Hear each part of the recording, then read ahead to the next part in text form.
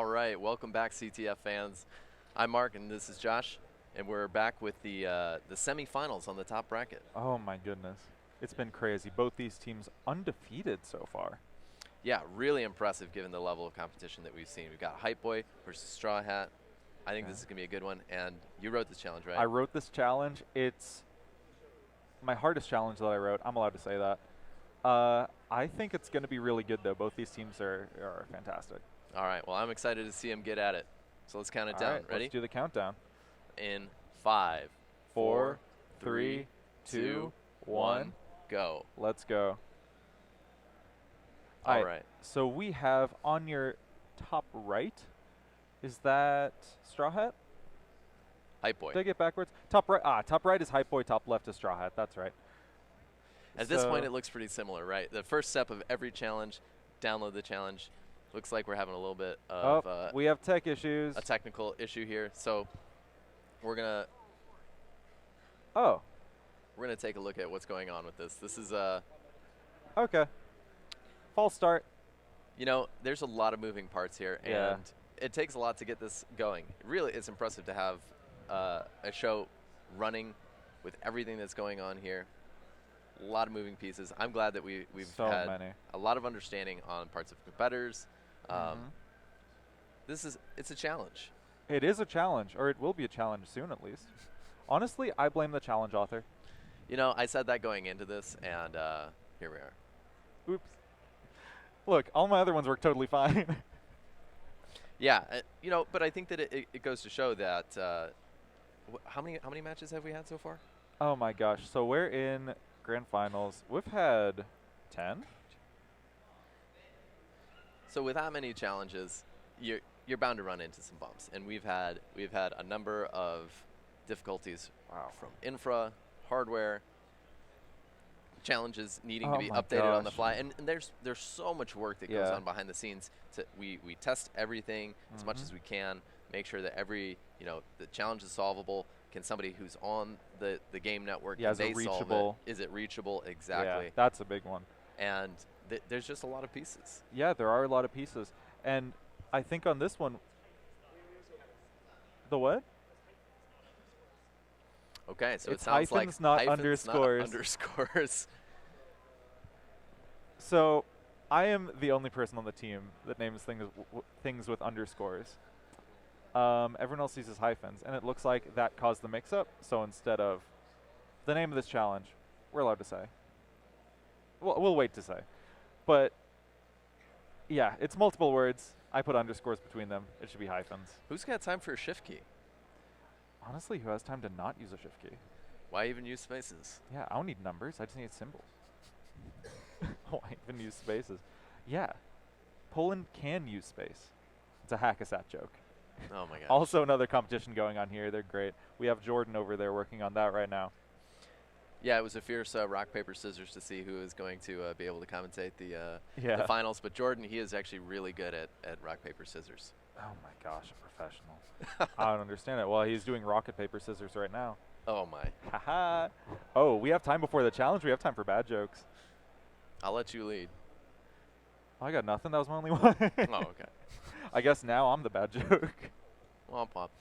You know, I see a lot of you can't see this, but when we're looking out, what we're seeing is the DEF CON CTF finals floor, and it is a big dark room with a lot of people. And you know, I'm actually not seeing a lot of dual monitor use.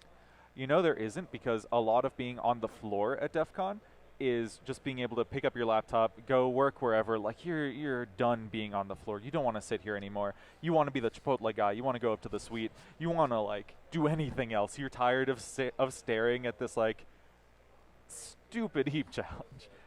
I, of course, not speaking from experience or anything.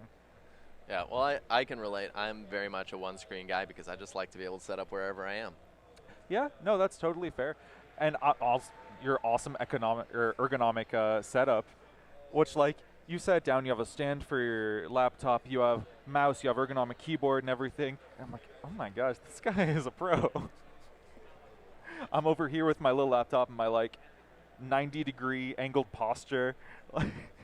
It's it's just years of wrist rot, really. Oh, so gosh. it comes back to bite you if you don't take care of it up front. See, I don't get that because I don't use home row to type. I have my left hand on WASD and my right is just floating. I learned to type from playing video games. What can I say? Maybe Speaking taught me how to type. What did? Old typing program. Oh, God. No, am I showing my age? And I think we're getting close here. We're getting close to ready here. But we're good to go? I think we're just making sure that the connectivity is up. I think we're good to go with not a false start.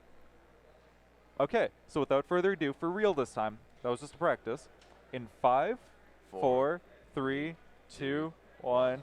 Let's go for real, please. Oh, okay, they download the challenge. I see the happy bouncing box on the Mac. Yeah, they download the challenge fine. I see something in IDA. I think we're rolling. If you just screen dash R or whatever, or I can take care of it. Okay, so. All right, now we see that beautiful challenge name popping out there. We see the beautiful challenge. Oh, House of Barbie. I'm so proud of this challenge name. This came from another challenge name that Carl came up with originally. I made this as a follow-up joke, and I'm like, damn, I need to write that. So House of Barbie is a custom heap allocator challenge. Everyone's familiar with the House of Spirit, House of Force, and all that. Mm-hmm. So House of Barbie was the natural follow-up. So this is, in my book, a custom heap allocator. That doesn't sound like an easy challenge to me. It's simple. We don't do T-cache. We don't do different bins. We throw everything. We use S-break, and we just send it. Everything is sequential. If it isn't sequential, oops, memory's bad. Well, you know what? Writing memory allocators is hard. Yeah, who remembers how to do that? So let's jump in and take a look at our competitors here. So HypeBoy launching into it first, going through. It's fairly simple. So what you have is you have a house. This is going to sound so weird. It's a challenge. No, keep going, Josh. You have a house. There are rooms in the house. There's furniture in the rooms. You make your dream house. I think the description of the challenge was like, Stidlib Malik wasn't pink enough, so we implemented our own. Which also the description. For those that haven't seen the Barbie movie, this is going to be totally over your head. But those that have, I really hope you're laughing. I heard a groan from production. So going through, we have very nice functions here. Print state, it was supposed to be behind debug, but that was actually a little hard, so I just commented out, the debug condition. Print state prints each room in the house, each furniture item in the room, and why not? It prints all the heap chunks too. Heap chunk printed with the address of it, the data address of it, size of it, whether it's free or not, and the next. So the heap here is a singly linked list, which you're going to see so much in CTFs. It's one of the most common data structures you see because that next pointer is just so valuable, especially in heap challenges. You might be able to get an arb right from it if you try hard enough. Yeah, so definitely when I was looking at this challenge, I was thinking, all right, what is the metadata that we're going to see in the chunks? How are these chunks laid out?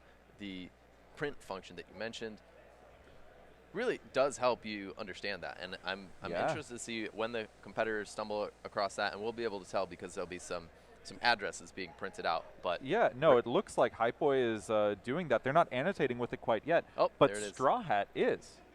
Straw Hat has already gone through and annotated part of the heap struct, I believe, or maybe they're just in the furniture struct still. This is so that's the globals. There's some global metadata that manages the heap as well as I believe the house structure. The house struct is on the house struct is in globals. Yep. So that's easy to keep track of. It's one less layer of indirection, one less allocation you need to keep track of on the heap. And both teams we're going to see going through just doing basic annotation of this. We talked about this earlier, but this is a really good way to just get your bearings in a challenge that has a couple layers to it, because you have the house, you have rooms, and you have furniture, and all of those are different structs. Right, and correct me if I'm wrong here, Josh, but I think that the structs themselves, not in the binary, they're going to have to reconstruct that. They've got hints based on the strings that are in it and the menu sort of saying add room, add furniture, but they're still going to do a little bit of struct reconstruction. Reconstruction, nice. Got it. Yeah. They are reconstructionists. Yep. And so, and we've talked about this before, but again, common theme. We've got a menu here. We've got one competitor who looks like they're very static focused, so they're looking at each menu item. They're reading the function that gets called. The other competitor looked like they were exploring the menu via just sending stuff to it. Yeah. No, and it looks like they're just trying to get interaction down, and they're trying to print the state of the heap after each of those interactions. And what's really nice is these structs are, I might have been a little nice here and made them like divisible sizes. So always helpful. You might be able to just kind of shove a couple of one in the space of another. And the link list I might have forgotten to free. So you might have, a couple free chunks here and there you can control. But really, this challenge was, inspired by the name, obviously. And then when I started looking up, like, oh, what do people do for, like, custom heap allocators? I looked through a bunch of GitHub repos, and all of them I found bugs. Every single one had a mistake. At least one. As I said, it's hard. Yeah, it is. So I kind of pulled the bug inspired by one of those. Not exactly the same, but kind of the idea of it, because I'm like, wow, yeah, people can really make this mistake. This is kind of a real bug. Well, so it's interesting you say that, because I think that a surprising number of the challenges that we've seen, both here and in other CTFs, are usually modeled after a real bug that someone else has found. And sometimes it is literally just, here's that software with this bug that I found in it. You find the bug too. Exactly. In some CTFs. Certainly, some of the challenges that we've seen in this competition, I know at least one of the ones that I wrote was based on a real-world bug with a weird primitive, and I thought, hey, it would be really cool to see the challengers try their hands at this. Yeah, absolutely. And I remember I was playing in Real World CTF the first one, whenever that was, and they had one challenge that was, recreate this Ode in Chrome. Oh, by the way, don't worry, we actually have it. Like, you're not giving us an Ode, we already have it, guys, trust us. And they had a video of them, like, showing the Ode, which was just them running a script, then Chrome popped up, then Calc popped up, and I'm like, dude, that doesn't prove anything. You could just call Calc, like, print random addresses and call Calc. So there are definitely real-world bugs that try to be put in CTF. Sometimes it's a little shadier than others. We decided to not do that challenge because we're like, we don't know how we feel about this. Right. Yeah, I mean, they're in good company in terms of the number of proof videos out there that just pop out. Where it's just, a script, it's called like exploit.py, and inside of it, all of us is like subprocess.call calc.exe. Great exploit, one of my favorites. So if we switch over here to HypeBoy, we can see that they're printing out this is the list of the chunks, and these are the different these are all the field values. The fields in the chunks. So it looks like so they're going to be creating a room and adding items to it. I have to say, I really, especially for a challenge like this, I think it's great to have stuff like that, because for me, having heap structure stuff in my head, even with nice printouts like that, it's hard. It is hard. Definitely. And unless you're really familiar with the structures, like, you can hold Tcache info in your head, but with a custom heap allocator, like, you need to change your understanding, and you're going to be making mistakes because fields are at different places. Fields don't exist. They're different sizes, different everything. So having that printout is really, really beneficial to just being able to do this challenge, period, let alone in the time they're given. Yeah, and I think that one of the things that's tricky with a new heap allocator is, as you were talking about, it's nice that they can that they're at good widths, because with heap stuff, typically what you're looking to do is you have these boxes, right, and you're trying to get maybe one overlaid over the other or a little bit further into them. Yeah. But you have to know exactly what that structure is to know what's being overwritten or what's being placed on top of a value that used to be there. Yeah, absolutely. Like, if you have two structs of the same size, one with a function pointer at the offset of the size field of the other one, that's really nice. You get arb call on size field. But if you have mismatched sizes, you get, that function pointer is now like next pointer in the heap metadata, and it's just so, like, it's probably still possible, but you have to do so much heap manipulation to get there that it's just not feasible within an hour. I'm sure everybody at home has exactly the picture in their head of what Josh was just talking about. I know it's very easy. This is child's play, surely. It's okay. Let's take a look here and see what Straw Hat has going on. So Straw Hat. All right. So right now they're breaking down. So this is the free function. So the allocator, it's essentially only 3 functions, right? Yeah. It's what is it? Free, malloc, and realloc. Yep. And I think looking at this, you just skipped over the malloc function because you're just like, oh, it's just malloc. Like, and you were looking for straight like stdlib heap bugs. Yeah. And because I'm like, double click on malloc, and you're like, you bastard. Yeah, if you look on the left-hand side there, you can very clearly see that the malloc, free, and realloc functions don't have that pink background on them, so they're not imports. So I missed that because I little detail like that, and I was looking for the bug and didn't see it. It's a really common oversight, and honestly, a big part of this is, going through with a fine-tooth comb and understanding every step of the process, because if you make assumptions like that, you're going to be skipping over potentially major parts of program logic and potentially where the bug is. Right. Who knows? Right, and so I'm glad to see that our competitors did not fall for that like I did. Oh, my God. I was honestly worried, and I was debating renaming them, and then I'm just like, nah, I like using these names.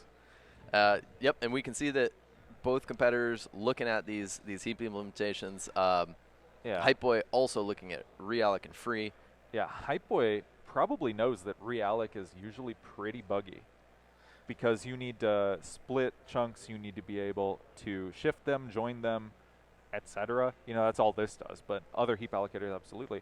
But you might notice that splitting the chunk isn't the job of realloc. Splitting the chunk happens in malloc. Yeah, I was going to say that depending on how you want to write your heap allocator, you could end up with some of these being pretty simple. Realloc really could just be a thin wrapper around malloc and free if you wanted to, like if you want to be lazy. It was originally. And it free, kind of still is. I think that if you wanted to be lazy about it, you could do basically all the work in free and have it do the consolidation of chunks, and malloc just be real lazy and just, do I have a big enough free slot? If so, yep, just take it. Okay, well, look. Shade being thrown this way because that's kind of what it does. I mean, but despite that, look, so yeah. What are we looking at? We're looking at HypeBoy here. Yeah. Looks like they're cross-referencing those heap functions. See those calls to free there. Trying to figure out what goes inside of them. Exactly. Yeah. I think once you understand that, okay, there might be a bug in one of the 3 allocator functions, the next step is probably, okay, where do each of these functions get used? Yeah. As far as I'm aware, the only bug in this program is in the heap allocator. It's very possible that there's another bug somewhere. Like, I'm not a perfect programmer. And I would be delighted to see it because I've been saying this whole tournament that I want to see a challenger come up with an unintended solution because I know it's a possibility. We've had a little off from intended solution, but we haven't had, fully just wrong place, not where we expected at all. Mm-hmm. We thought this was sound. Like, I want to see someone just tear apart my code. Yeah, and especially for this one, which I think the intended solution in this one is, it's not simple, right? This is a tough challenge. Yeah, this is, I want to say, the hardest challenge I wrote for this. Both very good teams. We were saving it for later because we were worried that when players were just getting used to this, when players were still very nervous about competing, that they wouldn't solve it in time. But we're pretty confident that this won't go into sudden death, obviously, otherwise we wouldn't have fielded it. Yeah, a lot of quality control on our side is really focused on, is this hard but solvable? Yes, absolutely. And so we've got a couple of levers that we can pull in this regard. We've got hints. We can add symbols or have explanatory stuff sort of sprinkled in. Oh, yeah, and with nerf challenges, we've added win functions. We added, like, unoptimized just gadgets in there. So and I'll also say that the sudden death challenges that we've seen so far weren't necessarily the ones that we thought were going to be the ones that would go the distance. Absolutely. I honestly chalk that up to nerves. Yes, this is it's truly a difficult situation to try to succeed in, and yeah, it's a different situation than these teams have been in before because they've competed in countless CTFs. oh yeah, They got here. They're used to being here. You know, you work in your team. Every team has a little almost enclave where they work with their teammates, and then you get over here. You're alone. You're yeah. against another team that you don't know the person potentially. You're on like unfamiliar challenge. You have to use tools that you might have installed. You might need to download them. We saw with the LEB 128 package that you needed to download the tool because no one had that, obviously. So I think MMM didn't end up using it, right? Oh, you're right. No, they didn't end up using it at all. But it just goes to show, like, it's a very different situation, and the amount that plays into it just can't be overstated. Yeah, it's a different game, and I have been in the CTF scene for a long time, and one of the things that I picked up on after the first few years of playing is that it's really a big morale game. It's a psychological game. Do you feel like you have momentum? Do you feel like you're making progress? And this is a different situation. You're just behind this wall, and it's just them back there. They don't have their teammates to like bounce ideas off of, and all they have is another fierce competitor sitting across from them, and they don't know how far that person's made it yet. Yeah, a big part of CTF is social and interaction, and rubber ducking, bouncing ideas, working together on an exploit. Because we're, as commentators, we've really found out how easy it is to see bugs in someone else's code. And we know this obviously from like work too, is it's so much easier to see bugs in someone else's code when they're just sitting there writing it and like they're saying their logic out loud, and then they write something totally different and you're like, that's not what that does. They're like, oh damn, you're right. Yeah, it is always easier when you're one step removed. Yeah. Even a 10x programmer, 10x hacker needs someone to work with sometimes. Oh, I totally agree. And I think that with this tournament in particular, we've seen a little bit of teammate rotation. Yes. But a lot of these challenges have been pwn challenges, and a lot of them have been the same competitors for absolutely most of the challenges. Yeah. Or we've had people switch off because they're just like, this isn't really my forte. I'm not doing well solo. I don't really want to be under that pressure. Or they're like, you'd be better at this. Like, go for it. These teammates all have major confidence and trust in each other because you're working on these challenges. You're spending, 16 hours looking at one challenge, and then you have to be able to comfortably hand off your script to someone else so you can sleep. Yeah. And trust them to not like burn it all down or ruin it or like waste those precious hours in the competition. Exactly. And we've seen that really.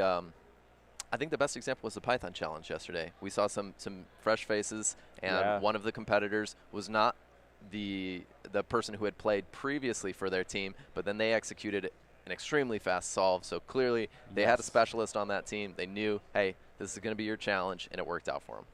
Absolutely. And I think really working with these people for so long and working in these high stress, fast-paced environments, really you build knowledge of who can do what the fastest and who can do what the most consistently. Those aren't always the same person. Exactly. Yeah. And I've heard this from a number of my friends in the community, and I'm talking to them about what makes their team good. And I think a big part of it is really understanding your teammates' strengths and knowing, I'm really struggling with this. I'm going to turn it over to this person or go to this person because I know that they're good at this sort of thing, or maybe they just look at it differently. Like we're both good, but we look at it differently. Looking at it differently is major also because it's so easy to get rabbit holed and just like stuck. Oh yeah, and that's key when you've got a teammate to say like, I don't think that this is the way to go. Yeah, this isn't it, guys. This is memcopy. And it's fun to see the different approaches that people have, and I mean different in every sense of it. I know one good friend of mine, he is a very fast hacker, but he has another teammate who's also very fast. And I said, so which one of you is faster? And they looked at each other. They said, well, he types faster. Yeah. But I have to delete my stuff less. Yeah. And go back and fix less. So we're probably about head and head. I worked with two really good friends all throughout college and RPI Sec on like crypto challenges and some reversing, some web. And we all have different strengths. And I remember specifically one DEF CON quals. we split off from the rest of our team, went into a different room, and just like closed door, like locked. We just had a big whiteboard, and we're like, okay. And we all took a different part of this crypto problem, and at the end, just like put them all together, and we got this solved. Wow. It was we all know our own specific domain and work together to make one beautiful solution script. Yeah, that's great. I mean, and the divide and conquer approach really works, especially when you've got some of these finals problems are massive, right? Or they'll be, you know, a common sort of thread, but okay, so here's the same mini problem, but solve it 1,000 times, right? Could be one problem. And finals attack defend, you need to submit patches for it too that don't break SLA. Like you need to be able to keep the service up but fixed. And one of the challenges is Torque, also written by Glenn because it's cursed. But is Torque, and it's Torque. You can pop a shell in 2,000 different ways, but one of those ways is, you know, it's how the game runs. So you can't really disable it. You need to make mitigation somewhere else. So just knowing specific domains and knowing how to work together is crazy. Here alone, it looks like HypeBoy has been making good progress. They've been writing interaction wrappers. They're checking the offset from heap base. If I want to be really nice, I could have had fixed base, but I'm not that nice. And well, they can print out the addresses whenever they want, right? Yeah, but then you need to write a parser, and it's like, who wants to parse? It's not like I give them really nice output that helped me a lot in solving this. Yep, those info leaks, they come in handy, especially when you're in a speed challenge like this. Oh, yeah. And what I haven't noticed yet is anyone highlighting the real bug here. What function are we in? We're in Malik here? Oh. Yep, Malik. Wait, hang on. He's reading the line. His cursor line 52 is where the bug is. His cursor's He's very walking close. through it. If he does, size minus delta, he's just checking size.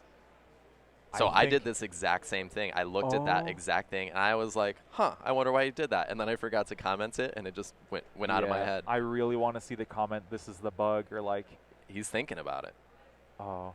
So the bug here being that you're checking the wrong size field is bigger than twice the size. Or, sorry. The size of the free chunk is bigger than twice the size of the size field, but the size field being checked is the requested size. I love that comment. Yeah, is the requested size, not the allocated size. So you get a chunk that has the size of the heap metadata overwrite into the next chunk's info, which, you know, it's the entire thing. So you have arbitrary, you can allocate basically a fake chunk. And then you get arb right. Using the next pointer? Yeah, using next pointer. And it's what's going to be really important is the second part of this challenge, which is finding an offset that they write to that doesn't cause a next pointer to be an invalid deref and crash. Ah, right. Yeah. So that's the second part of this challenge. There's a couple of pieces here. There are a couple pieces, but Straw Hat, finding the line with the bug is big. And they did go right into to writing their script, which that's a good sign.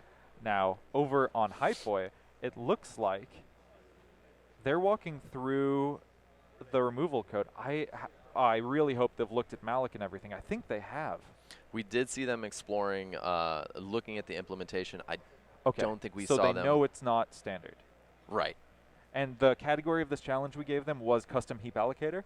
So they came in knowing. They came in. They really should know. We made sure that they weren't gonna, just scan over it. But I really want to see. I think right now they're looking for double freeze, but they're noticing. No, they're not looking for double freeze because they're in add room, remove room. So I think what they're trying to do is make room size mismatch, which is close.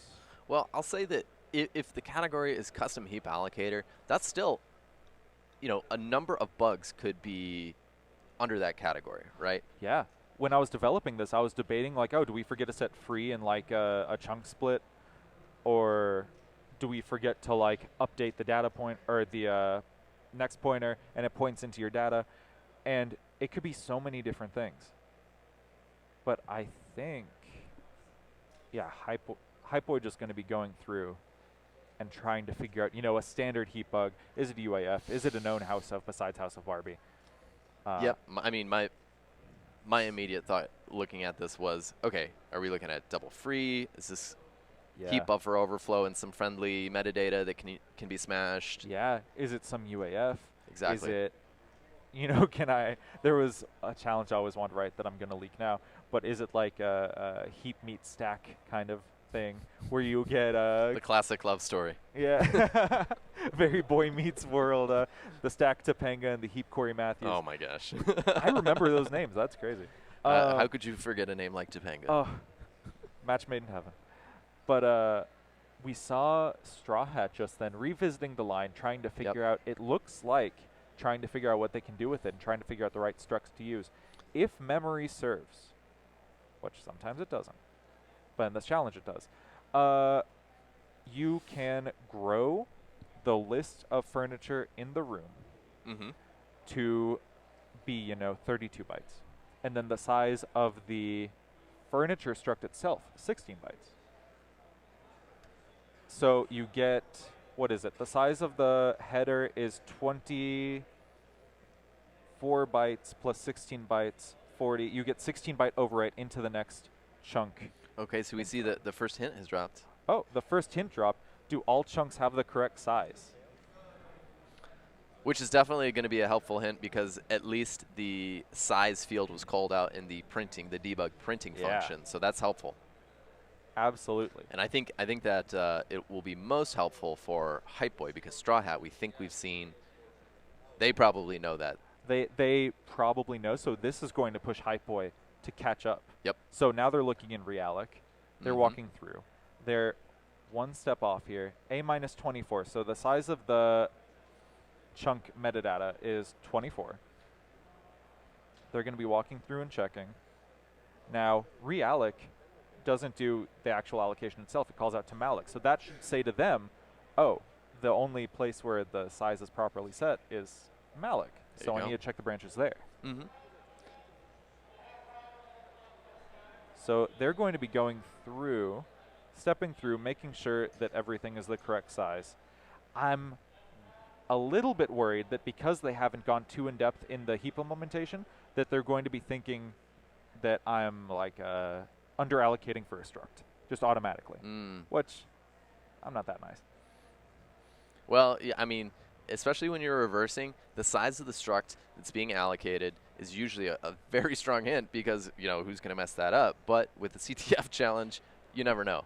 True, but they should also be able to see. Like, they have all the info printed out to them. They should do struct recovery, know the size of it, and just be able to immediately knock out, oh, this is 16, this is 32, this is, also 16, and just say, oh, these are all correct. Mark them as correct, move on.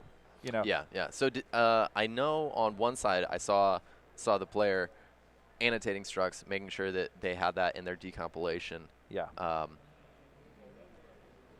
don't know if I saw that on the HypeBoy side, but I might have just missed it. I'm not 100%. It looks like they're calculating offsets correctly. So one other big hint here is if you get data minus address not equal to size, that chunk is wrong. That chunk has the wrong size. Right. Because the data of a chunk is just immediately after metadata. And they should see that. Well, so that's a little bit of a second order analysis here, which may not be immediately apparent. I mean, if you break into debugger, if you change, the first step of this challenge is setting the name for the house. Or you can set the name for the house and get a simple allocation. If you, set a debug breakpoint, print the address of the name of the house, and then print the address of the chunk, you should see, oh, this is just immediately after. It's a little thing that's taken for granted in standard lib heap, but you really need to get a good sense of what this does. Yeah, well, I'm trying to think of the number of custom heap allocator challenges I've seen. I mean, this may be just kind of a weird thing to think about, and it's not necessarily easy. True. There have been, I was talking with Lightning, and she did like a protected malloc, which was a custom heap allocator. It was almost a complete rewrite, but it was rewritten to use like MD5 verification of chunk metadata. So definitely optimized for performance. Oh, yeah, totally. MD5 the fastest. Oh, my gosh. Yeah, so I'm hoping the teams, well, obviously I'm hoping the teams solve this. It looks like over on Straw Hat, they're making consistent progress. They're trying to figure out, can I over-allocate? I'm making the size of room. They're making the size of the room large enough here, it's important that each room has a size, each furniture item has a size, and you can't put, obviously too large furniture in a room. That doesn't make it a dream house. That makes it a nightmare house to get through the door. So, just make them good sizes. It might also be, a very convenient feel to have a arbitrary unsigned 64-bit integer in there. That would be nice. Right. Yeah, I was thinking that one of the things that I'm thinking about looking at a heap challenge is what are the resizable things that I control, or what arbitrary data can I stuff into it. So with, say, the names, for example, okay, so now I've got potentially a resizable amount of memory, depending on how name allocation is handled. But as you said, if it can take an arbitrary unsigned integer as the size, well, now I'm thinking, how is that going to be used for exploitation? Yeah, like, oh, I can write a pointer here. Where do I want to write it? And it's walking through that. So it looks like Straw Hat is writing just kind of a simple interaction wrapper.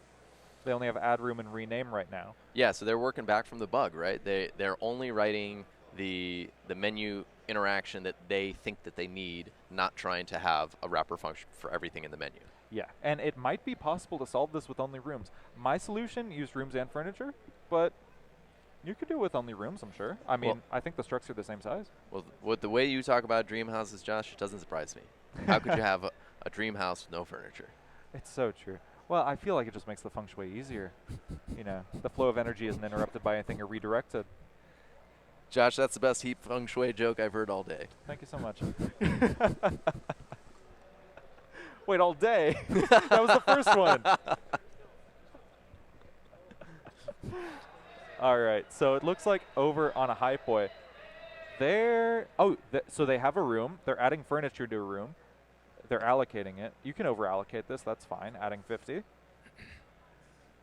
And, looks like they have an item with no name.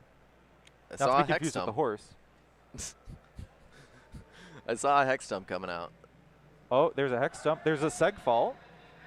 Okay, that's a good sign. That's a great sign. And they just sped ahead here, and it looks like. Oh wow, yeah, that their reallocation. They're going to find out very soon that reallocation is very busted. If they don't find out very soon, hint 2 will let them know, because I think it's exactly that. Or no, I made it very clear that it's not in reallocation; it's in splitting. So yes, an earlier iteration of the hints led me astray. Yeah. No, I can't defend it. It was. There's some other sort of excitement going on in the room right now. It's hard to tell how much is making it through the microphones, but there is a lot of action in this big room. Yeah, there was a lot. Sounds like another competition just ended. Had the countdown. I'm not sure which it was. I think it was Hackasat, actually, so we might be getting our Jordan back soon. Excellent. Well, the Hackasat, very cool competition for all of our viewers. If you haven't heard of it, very cool stuff. And, they've got Jordan, so obviously they've got a pretty good commentator. Their production values through the roof. Oh, yeah. Really cool stuff. So it looks like over on HypeBoy, they're getting invalid furniture items. They're getting reallocation bugs because you're going back. Your furniture list is increasing. Oh, and now they're fine-tuning their offsets to get that. Nice. Is increasing so much. They have a leak in the size field now. Yeah, and they see it here. So they know that the size field overlaps. The size field overlaps the next heap metadata size field. Or next heap metadata, next pointer. That's what I meant to say. And it's so clear. Knowing that, creating new furniture, they know that they're going to be able to write to that next pointer. And if you write to a next pointer, point that up writable memory, and then allocate something else, you can get potentially an arb right. Yeah, I think they're making great progress. And I'm looking. I was trying to look and see in their chunk list there in the debug prints. If we saw any pointers, it started to look like they had control. The problem is they are over allocating right now. So the debug print is going to print so many chunks that it's going to be hard to scroll through and find them. Yeah. Yep. So I think you only need to add something like 5, 6 furniture items max. And that's going to be a much more manageable, like 20 chunks. I saw them printing out like 54. Yeah, well, I think that this is the kind of problem. Like, I'm a very visual guy, and for me, seeing a long list of tabular data, it's hard to visualize. And when Yeah. I'm working on a challenge like this, I'm making a picture in my head, and if I can't make that picture just due to the raw size of the data or the complexity of what I'm dealing with, it's hard. Yeah, absolutely. Honestly, it would have been really cute to write a visualization like A tool. Barbie house Yeah. visualization. Yeah, where you can see each, or like for the heap Josh, chunks, just overlaps and stuff. what a missed But opportunity. I do not. That code would have had so many bugs in it. Like that sounds hard. Okay, and if we switch over to the Straw Hat side, we can see that they're examining their chunk list. They've got some large allocations going on. So that chunk size 2F is going to come up in the future. Yeah. That's actually pretty important. So what's... I don't want to give the solution away here. We'll see. How far are we to hint 2, production?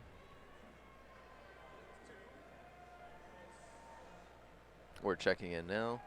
Hint 2 just came up. And hint 2 just dropped. So the competitors, they have a timer that they can revisit. They may not be looking at... I'm guessing they're not looking at the clock.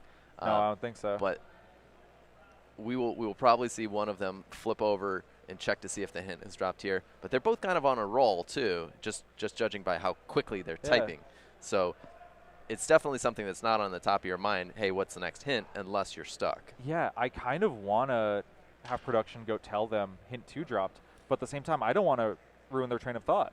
I think we don't interrupt them. We told them when the hit was going to be at the beginning. No, and I think that's the way we've been running this competition. And as you said, both of these competitors seem to be on a roll, typing really fast. It's not like they're just have a cursor hanging over, idly hovering things in IDA. They are moving towards the solution. Absolutely. Oh, got EOF.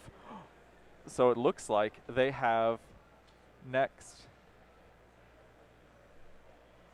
So let's flip over to HypeBoy and take a look. Thank you. Sorry. Next is null, sending 50. Yeah, so it looks like they're getting... Oh, you just need to print the state of the crash here. You're so close. So once they get control on this, they overwrite a pointer. What's the next step? So you overwrite the next pointer. Where are you going to point it to? Right before the got is pretty nice because, I think this is no rel row. You can push that right before the got. Right before the got, if they look around there, you might notice, there's a very convenient field of zeros with, some other bytes in there. So you could point it right before. Let's see, right before the got is going to be, I forget where it is in no rel row. It's been a minute. So what's the characteristics that we're looking at here? It's so readable and writable? You're looking for something that'll have a big enough size, a size that you can put, ideally the house name into, because that's the easiest thing to control. Yep. You're looking for something that has a size field that matches that. You're looking for something that has free set. That's the most important thing, is you need to have the free field set in order for that chunk to be used by any new allocation. Right. And then you want the next pointer to be either valid or null. And so in this case, what you're doing is you're setting up a portion of memory to look like a chunk so that you can use it. You're making a fake heap chunk in like program memory, in the BSS. Exactly. So fake heap chunk. And then from there, we're I see some very active mouse work over here that I want to jump over to HypeBoy and see what they're looking at. There we go. Yeah. Doing the math in their head, you could see it work out.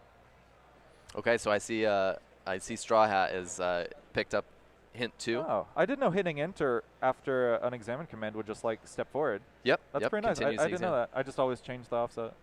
Yeah, well, I mean, that's one of the things. I think if you are a competitor at this level, if you're not taking a look at some of the tricks that your competitors are doing, because this is all live, right? Oh, yeah.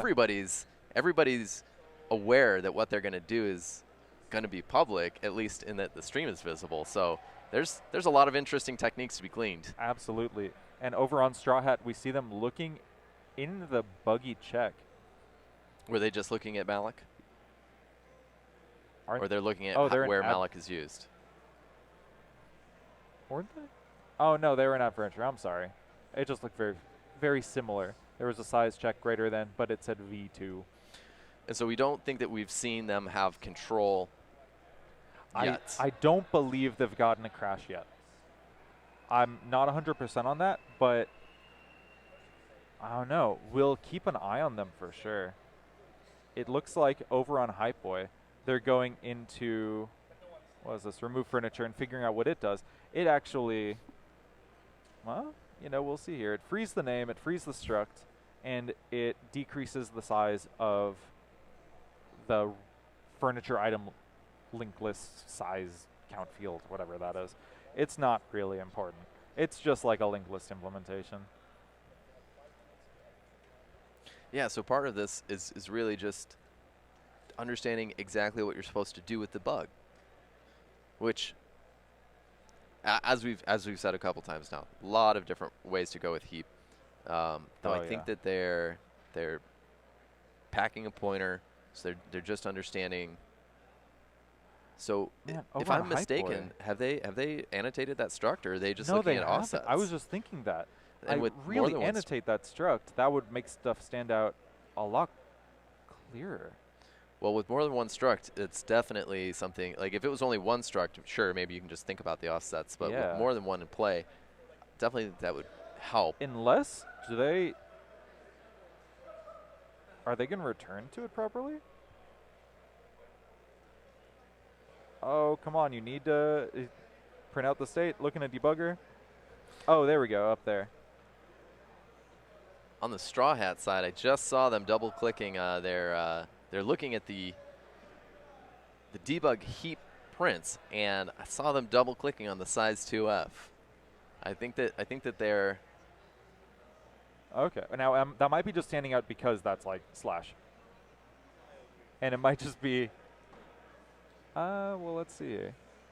Yeah, I'm curious if they're still sort of feeling around. Maybe they know something is wrong, but they can't quite isolate it.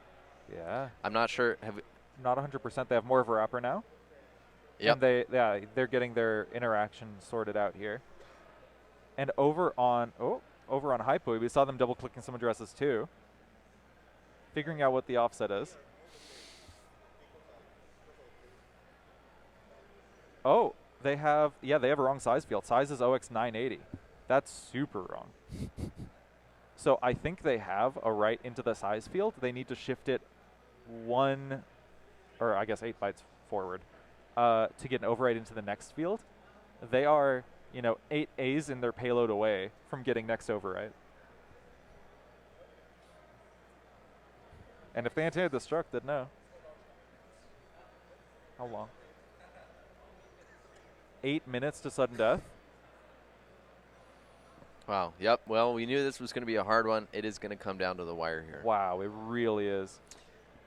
And if we have to go into sudden death, that's what we'll do. We are we're already running a little bit behind due to some technical difficulties we had. We are, yeah. We're cutting into our lunch break here, that's for sure. No, but we do that for you. For the love of the game. Isn't that some slogan? It sounds familiar. It does, yeah. Oh, item OX7F something. On the HypeBoy side, we're seeing some corruption go down in that debug print. Oh, yeah. Okay, and they're going to leak that out.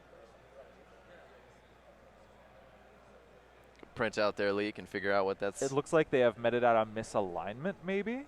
I'm not 100%. Well, so if you can adjust the size on this. Well, you can get a size override, but just as easily you can get an X override if you shift your data forward 8. So if you're at 8 more bytes. Right, but if they're trying to leverage that, the size is incorrect here. Is there any way you see the exploitation from there? Yeah, totally. So, I mean, because it is a sequential heap allocator, it's a little bit weird because you're going to try to write past the end of program memory. So I think what you might get is an allocation after, then corruption of size of the chunk before, and then you get full override of the chunk after. But the important part is you get an allocation after you get you get an allocation after it, before you get the size override. So you're actually able to use that size. Right. It's, you know, that's an option. As you could tell by me kind of stumbling through it, it's harder. It's not just, you know, you have control of the next pointer and linked list. It is a way to get next pointer control. So they might take that path to it. Yeah. Once again, yeah. Because we saw them not annotating structs, they might have a good mental layout of what's going on here. They might be comfortable with that. That might be completely within the realm of possibility for them. Oh, I see them putting out some some function pointers there. I think that they have an idea of where they're trying to go. On the lower right hand side of their screen, you can see them printing out some pointers. Oh yeah. All right, let's take a look at Straw Hat real fast. Straw Hat was just highlighting the buggy line. Yeah, I saw them returning to their comment there with the triple question mark. Here we are. It feels like they're still trying to work out what can I really do with this. They know something is wrong there. And they've highlighted the bug. They've got the comment that nails the bug. They need to figure out how to hit it. And if they do C times OX20, yeah, OX22, or sorry, just 22.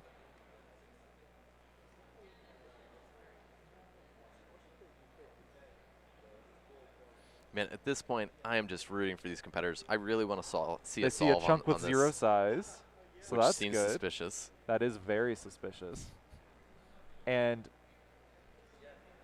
I don't know. I don't know how this is going to go, honestly. So doing C times, it needs to be C times OX20. No, you forgot the OX. That doesn't look like 32 Cs. This is the drama of CTF. I think that oh man, they're so close, but that's such a simple mistake to make. You such an easy mistake to make, rather. Yeah, and you just if you've played, you can appreciate the heartbreak. You know, to know that you were so close, or that there's one little mistake that got you tripped up. You didn't know that you made it, and then you spent like an hour or several hours going down the wrong path, or thinking that what you were looking at wasn't viable when it was in fact the bug. Yeah, I mean, happens all the time. They annotated that line early, and then they just moved on to other things. Yeah. So I don't know if they were trying to figure out how to hit it. It's fairly straightforward to hit it. It's from every mallet call it can be hit. Well, on the HypeBoy side, I've seen in their debugger, which they just had up, looks like they're making progress. Let's see, what are they doing here? They're close. So stepping through, they have invalid items in rooms, which is right. That's great. They're going through. Oh man, it looks like they have a consistent leak. They're just trying to figure out what to do with. And they're checking where their allocation goes. I think they're looking for allocation into program memory, or like, you know, BSS global memory, which is the right approach. That's correct. And so the path exploitation that it looks like they're going down is that they're looking to stage a fake chunk, and then use that to override a function pointer. Yeah. Correct? Yeah, that's correct. And you can overwrite function. You can overwrite function pointer. You can. I think I just put an admin terminal in here. Did I? No, I put a win function in here. That's right. So it's it's overwrite function pointer to win function. Which I didn't necessarily see either of our competitors playing with that win function, though certainly they may have just looked at it and said, "Yep, this is where I'm trying to get to go." Oh, they know there are 2 minutes left. Oh man, it's possible, but it's going to be really close. Yeah, capitalizing data. Capitalizing data isn't really a sign of forward progress. I'm worried here.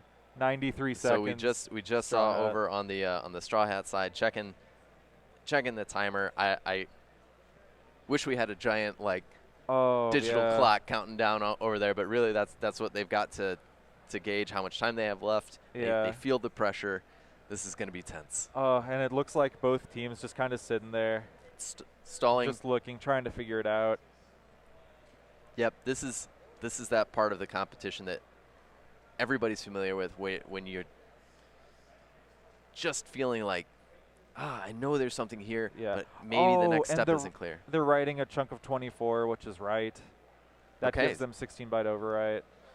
So on the HypeBoy side, I think that they're on the right path. Oh, they're the question getting is so just, close. Are they going to finish before the timer runs out? Really, yeah. Oh, and they have item size being the leak. I mean, really impressive that they've gotten this far. I like the LS. They type 50, enter, LS. It's just like, sorry, not that lucky. And I think we're starting to see the desperation as the speed of their their pointers and their typing increases. Yeah, I want to say we could poll them and see if they want to go sudden death or continue it. But knowing CTF players, they'd continue this until retirement. Yeah, I think that we're going to go into sudden death. I think so. Oh, and it looks like, yeah, over on the HypeBoy side, they have controlled right into heap. Oh, it's 7As. That is. But that being said, there is still another stage to this. So I guess they just didn't hack hard enough. Well, ultimately, that is really the only thing in CTF is that you either figured it out or you didn't. I mean, challenge could be broken, but barring that, I validate it. Barring that, we knew that this was going to be a tough challenge from the get-go, and confirmed, right? Yeah. 2 teams, top of their game, and so now we're going to set them up against a challenge where we're pretty sure that they're going to get this quite quickly. Yes. Just a question of who's first. House of Barbie was, I want to say, the hardest pwn challenge we have. Yeah. For reasons, it wasn't saved until Grand Finals, which we'll find out later. But now we're going into sudden death. We see one of the team members, I assume, like, Slack messaging their team saying, like, yeah, sudden death, guys, sorry. Yeah, I mean, it's important to remember that this is within the larger finals ecosystem here. Like the Nautilus game is going on. We can see their scoreboards. It is, which, if they're not blanking now, that's probably soon. No, they're not blanking. Oh, they're not blanking. They're not blanking today. No, I talked to Brumley yesterday, and he was so happy about it. He's like, I always hated how you blank it at the end of the day, and we're the only ones that know. Or rather, he's always with PPP, so it's like, y'all are the only ones that know. Brumley being fantastic, also supporting us behind the scenes, supporting the entire CTF team here. Yeah, really great, and definitely appreciate that. Yeah, so fantastic. With the larger DEF CON CTF finals, the winner here is going to get points for their team, and I think the winner here gets 1337 points. Fitting. Which is insane. Because, let's see, last place right now, Hackeroni with just under 3,000. To first place, MMM with, is that 7,000? So it's significant. This is not, chump change points. This could really alter the rankings. Yeah. And in the middle, there's from 4th to, what is that? From 4th to 10th, there's a 600-point difference. So you can jump up like 6 places by winning LiveCTF. It's the longest running challenge. And we just got the thumbs up that we're good to go. All right. So let's get ready to count it down. All right, let's count it down. It hurt that they didn't solve it, but let's do sudden death here. All right. 5, 4, 3, 2, 1. Let's go. All right.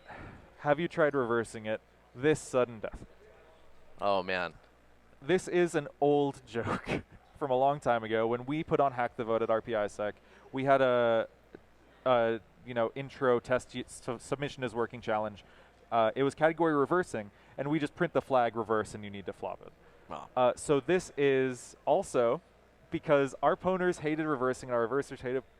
Our opponents hated reversing, our reversers hated pwning. Sorry, hard to reverse that.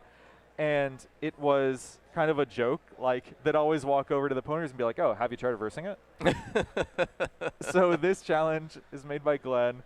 It's called Did I see a decomp failure on IDA? Was there a decomp failure? I think that's what's happening. Positive SP value, something like that. So, this is the risk. Everybody's using IDA except for, I believe, one competitor was using Ghidra. Yeah. Yeah, I think just one using Guidry. You're right. And this is a risk. You know, if you now, I believe that any competitor at this level is going to be able to read this disassembly and figure out what's going on pretty quickly. But we see HypeBoy scrolling through the disassembly right now. You know, I've got to say, as one of the few non-Vector 35 members here, that if you think that LiveCTF is testing their challenges in Binja, that's probably a pretty good bet. No, we test our challenges and everything, honestly. Really? Yeah, we really, really try to not. Like, we do not write challenges to make Binja look good. There are some challenges where it looks worse. There are some challenges where Idle looks worse. We didn't test Ghidra. Oh, that's a big diagonal arrow in the Ida graph view. Yeah, you don't see that very often. I haven't seen that before, no. I don't think I've ever seen that. Okay, here we go. So now we've got, looks like there's a fix up there that resulted in the decompilation on one side here. And then Straw Hat. They should be able to tell that this is a string. So, yeah, looking at those numbers, I'm guessing that's ASCII. That is, in fact, ASCII. Thank you for asking. Sorry, I should save it for the full screen us cam. No, get your dad jokes out now, Josh. I feel like we're going to be done here soon. I have terrible news. I'm never going to run out. I'm so sorry. If that impacts your choice to continue doing this with us, you know, I understand. I'm going to need a minute to chew on that. Let's flip over to HypeBoy. So HypeBoy, oh, they pulled the string out, so reversing it, yes, I have tried. Except, you know. Oh, I see Anger coming out on Straw Hat. Anger is incredibly overkill for this. This does it work? Is a string compare. This is a string compare to running your shellcode. We're seeing Anger on both sides. Are you? We're seeing Anger on both sides come out. No module named. They're installing Anger. That is not a fast installation last I checked. No, lucky that might thing cost them some time. The very, very lucky thing is they're on our organizer internet up to the internet, so they have really fast download. Wow. On GameNet, that would have been slow. Wow. Oh my goodness. Okay, so we see Anger installed as root. Did we see a sudo pip install? We saw a sudo pip install. All the rules are being thrown out the window here. Maybe they're running in a Docker container. It looks like they are. Oh, okay, well that works. Oh my God. And Anger coming out on both sides. This is an unexpected turn of events. Sir, we are watching an Anger race. Anger race. It is a stir comp. Yeah, and with the decompilation that we're seeing on the Straw Hat side, you know, I'm guessing that the number of equations or equality checks there, that may have been what has driven them to check Anger. You see, it's all ASCII. Indeed. And I believe that you can look at each one of those indices is decreasing, and it's a character by character, but they're under so much pressure that they might be jumping. Figured it out. They might have figured it out. Yeah. Okay, they're just going to write a Python script to pull out what it is. Okay. I was really worried there for a second. Oh, wait a minute. But over on HypeBoy, we see Linux x86 shellcode. That's a good sign. Yeah, they're pulling it up. Not using shell plus null byte. That's not going to work. You need your payload first. Yes, I've tried reversing it. They put it. Nope, put it first. Put it first. But they're on the right track here. They are on the right track here. That might work. I might not remember the Python 3 challenge. Oh yeah, they're under pressure. Seems like maybe you should. If they swap the order of those two, their shellcode and you mean if they string, reverse the order? Oh my God, it's meta.